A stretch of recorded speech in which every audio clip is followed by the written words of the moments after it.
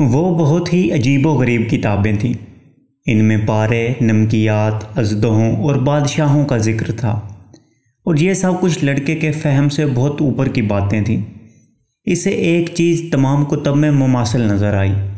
سب میں ایک نظریہ تھا کہ کائنات کی ہر چیز کی ایک ہی بنیاد ہے۔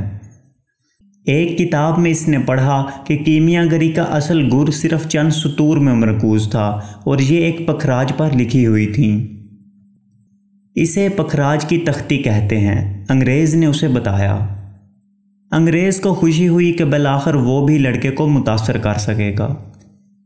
اگر کیمیا گری کا علم اتنا ہی مختصر ہے تو پھر ہمیں اتنی کتابوں کی کیا ضرورت ہے؟ لڑکے نے استفسار کیا۔ تاکہ ہم ان چند سطور کو سمجھ سکیں، انگریز نے جواب دیا، لیکن اسے خود بھی یقین نہیں تھا کہ وہ جو کہہ رہا تھا وہ حقیقت میں ایسا ہی ہے۔ لڑکے کو سب سے زیادہ دلچسپ وہ کتاب لگی جس میں مشہور کیمیا گروں کی کہانیاں تھیں۔ یہ وہ لوگ تھے جنہوں نے اپنی زندگی اس تلاش میں گزار دی تھی کہ وہ دھات کو مصفا کر سکیں۔ ان کا خیال تھا کہ اگر دھات کو کئی سال تک گرم کیا جائے تو وہ اپنی انفرادی خصوصیت کو ترک کر دیتی ہے، اور نتیجتاً کائنات کی روح سامنے آ جائے گی، اور کائنات کی اس روح کی مدد سے وہ دنیا میں ہر چیز کی حقیقت جان سکیں گے، کیونکہ ان کے خیال میں کائنات کی ہر شے کی ایک ہی زبان تھی۔ وہ اس دریافت کو کار عظیم کا نام دیتے تھے۔ یہ جزون مایا اور جزون ٹھوس ہے۔ کیا صرف انسان اور نشانیوں کا تجربہ کائنات کی زبان کو سمجھنے کے لیے کافی نہیں ہے؟ لڑکے نے سوال کیا۔ تمہیں ہر شے کو آسانی سے لینے کا خبط سوار ہے، انگریز نے تلخی سے جواب دیا، جبکہ کیمیا گری انتہائی سنجیدہ کام ہے۔ ہر قدم استادوں کے نقش قدم پر ہونا چاہیے۔ لڑکے نے پڑھا تھا کہ کار عظیم کے مایا حصے کو آب حیات کہتے ہیں، اور یہ ہر بیماری کا علاج ہے اور انسان کو جوان بھی رکھتا ہے، جبکہ ٹھوس حصے کو سنگ فلسفہ کہتے ہیں۔ سنگ فلسفہ اتنی آسانی سے نہیں ملتا، انگریز نے بتایا۔ کیمیا گروں نے سال ہر سال لیبارٹریوں میں صرف کیے۔ وہ آگ کا مشاہدہ کرتے رہے جس سے دھات کی تطہیر ہوتی تھی۔ انہوں نے آگ کے قریب اتنا وقت گزارا کہ تمام دنیاوی خواہشات سے ان کا پیچھا چھوٹ گیا۔ جب وہ منزل پر پہنچے تو ان کو معلوم ہوا کہ مادے کی صفائی کرتے کرتے وہ خود بھی تمام دنیاوی خواہشات کی علائشوں سے پاک ہو چکے تھے۔ لڑکے کو فوراً کرسٹل فروش کا خیال آیا۔ اس نے کہا تھا کہ لڑکے کے لیے کرسٹل کی صفائی ایک اچھا عمل ہے، اس طرح اس کے دل کی بھی منفی خیالات سے صفائی ہو جائے گی۔ لڑکے کو یقین ہوتا جا رہا تھا کہ کیمیا گری انسان اپنے ارد گرد سے سیکھ سکتا ہے، اور انگریز نے اپنی بات کو جاری رکھتے ہوئے کہا، سنگ فلسفہ کی اور بھی حیران کن خصوصیات ہیں۔ اس پتھر کا ایک ذرہ دھات کی کثیر تعداد کو سونے میں بدل سکتا ہے۔ لڑکا کیمیا گری میں دلچسپی محسوس کر رہا تھا۔ اس نے سوچا کہ وہ بھی محنت کے بعد ہر شے کو سونے میں بدل سکتا ہے۔ اس نے اب تک کئی ایسے لوگوں کا ذکر پڑھا تھا جنہیں اس میں کمال حاصل تھا: ہیلویٹس، ایلیس، فل کینلی اور گیبر۔ ان لوگوں کی کہانیاں بہت متاثر کن تھیں۔ ان میں سے ہر شخص اپنی منزل مقصود تک پہنچنے میں کامیاب رہا۔ انہوں نے طویل سفر کیے، دانا لوگوں سے رہنمائی لی، اور سخت محنت کے بعد آب حیات اور سنگ فلسفہ حاصل کرنے میں کامیاب ہوئے۔ جب لڑکے نے کار عظیم کے حصول کے بارے میں سوچا تو اسے کوئی واضح جواب نہ مل سکا۔ کتابوں میں چند ڈرائنگ تھیں، کوڈ ورڈز میں کچھ ہدایات اور نہ سمجھ آنے والے الفاظ کا مجموعہ۔ نہ جانے یہ لوگ اتنے مشکل پسند کیوں ہوتے ہیں، اس نے انگریز سے پوچھا۔ تاکہ اس کو صرف وہ لوگ سمجھ سکیں جنہیں اس کی ضرورت ہے، انگریز نے جواب دیا۔ اگر ہر شخص دھات کو سونے میں بدلنے کا فن سیکھ لے تو پھر سونے کی قدر و قیمت کسی عام دھات سے زیادہ نہیں رہے گی۔ جو لوگ ثابت قدمی اور لگن سے اس کی تلاش کرتے ہیں، صرف وہ لوگ کار عظیم حاصل کرنے میں کامیاب رہتے ہیں، اور میں بھی اسی مقصد کے لیے اس صحرا کے بیچوں بیچ موجود ہوں۔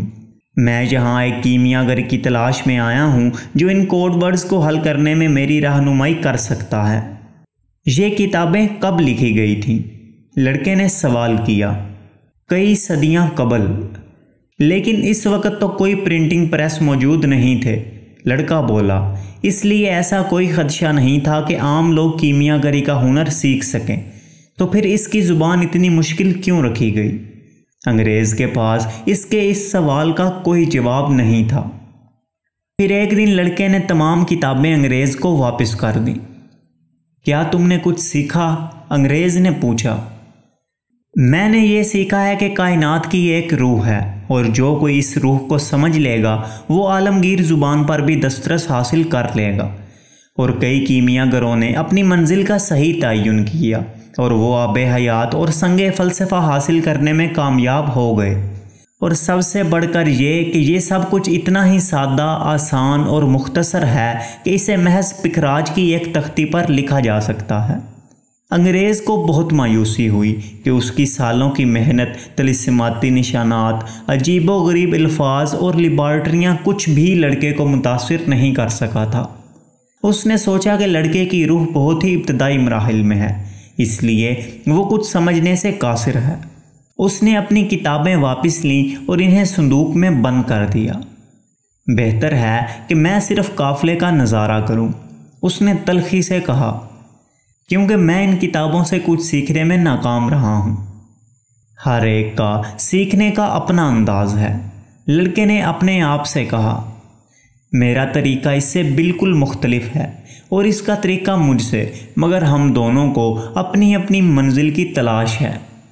اب قافلے نے دن اور رات سفر کرنا شروع کر دیا۔ نقاب پوش بدو اب زیادہ جلدی نظر آنے لگے تھے۔ خودیبان نے لڑکے کو بتایا کہ قبائل کے درمیان جنگ طول پکڑ گئی تھی، اور اب نخلستان پہنچنا ایک معجزے سے کم نہیں تھا۔ جانور تھک چکے تھے اور انسان خاموش تھے۔ خاموشی رات کو اور بھی شدید ہو جاتی تھی۔ اونٹوں کی آواز، جو اس سے قبل محض ایک اونٹ کی آواز کا درجہ رکھتی تھی، اب قافلے والوں کے لیے خوف کا باعث بن جاتی تھی، کیونکہ یہ خطرے کی گھنٹی بھی ہو سکتی تھی، یعنی حملے کا اعلان۔ خودیبان بظاہر جنگ سے لا تعلق لگتا تھا۔ ایک رات جب وہ دونوں کھجوریں کھا رہے تھے تو خودیبان بولا، میں زندہ ہوں۔ جب میں کھانا کھا رہا ہوتا ہوں تو صرف کھانے کے بارے میں سوچتا ہوں، اور جب سفر کر رہا ہوتا ہوں تو صرف سفر کے بارے میں سوچتا ہوں۔ اگر مجھے لڑنا پڑ گیا تو میرے لیے آج کے دن مرنا بھی ایسا ہی ہوگا جیسے کسی اور روز۔ نہ تو مجھے اپنی ماضی سے کوئی سروکار ہے اور نہ مستقبل سے۔ مجھے فکر ہے تو صرف اپنے حال کی۔ اگر انسان صرف اپنے حال پر توجہ دے تو انسان بہت خوش رہ سکتا ہے۔ پھر اسے صحرا میں بھی زندگی نظر آتی ہے، اسے آسمان میں ستارے نظر آتے ہیں، اور قبائل کے درمیان لڑائی کوئی خوفناک عمل محسوس ہونے کی بجائے انسانی جبلت کا ایک عمل لگتی ہے۔ زندگی ایک جشن بن جاتی ہے، کیونکہ زندگی صرف لمحہ موجود کا ہی تو نام ہے۔ 2 دن بعد لڑکا اپنا بستر درست کر رہا تھا تو اس کی نظر اس ستارے پر پڑی جس کو دیکھ کر قافلہ اپنی سمت کا اندازہ کرتا تھا۔ اسے ایسے لگا جیسے افق نیچے اتر آیا ہو، کیونکہ اب اسے صحرا میں بھی ستارے نظر آنے لگے تھے۔ یہ نخلستان ہے، خودیبان بولا۔ تو پھر ہم ابھی وہاں کیوں نہیں جاتے؟ لڑکے نے پوچھا۔ کیونکہ ہمیں آرام کرنا ہے۔ سورج طلوع ہونے کے ساتھ ہی لڑکا بھی نیند سے جاگ گیا۔ اس کے سامنے جہاں رات کو ستارے نظر آتے تھے، وہاں کھجور کے درختوں کا نہ ختم ہونے والا سلسلہ تا حد نگاہ پھیلا ہوا تھا۔ ہم بالآخر پہنچ ہی گئے، انگریز بولا، لیکن لڑکا خاموش تھا۔ وہ صحرا کی خاموشی کا عادی ہو چکا تھا، اور اس کے لیے محض درختوں کا نظارہ ہی کافی تھا۔ اس کا سفر ابھی بہت طویل تھا، اور کسی دن یہ صبح صرف ماضی کا حصہ ہوگی، لیکن آج یہ لمحہ موجود تھا، ایک جشن جیسا کہ خودیبان نے کہا تھا، اور وہ اس لمحہ موجود میں جینا چاہتا تھا، ماضی کی پشیمانی اور مستقبل کی فکر بھلا کر۔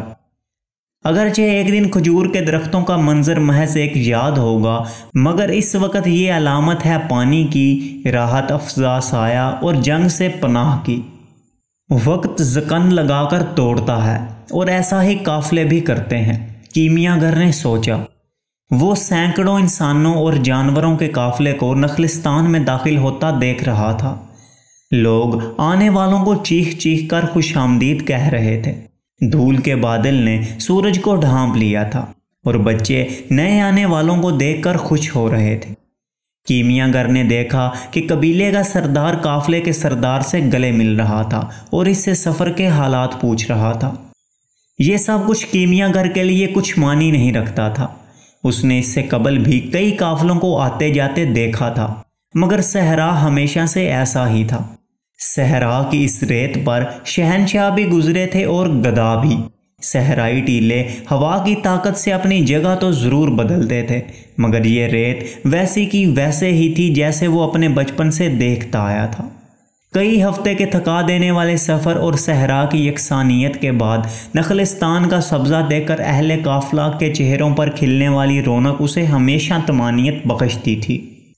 شاید خدا نے صحرا اسی لیے بنایا تھا کہ لوگ کھجور کے درخت کی قدر کریں، کیمیا گر نے سوچا۔ اسے معلوم تھا کہ اس قافلے میں ایک ایسا انسان بھی تھا جس کو اس نے کچھ راز سکھانے تھے۔ اس نے اس انسان کو کبھی نہیں دیکھا تھا، مگر اس کی تجربہ کار نگاہیں یقیناً اس انسان کو فوراً پہچان لیں گی۔ اسے یقین تھا کہ وہ بھی اتنا ہی قابل ہوگا جیسا کہ اس سے قبل اس کے شاگرد تھے۔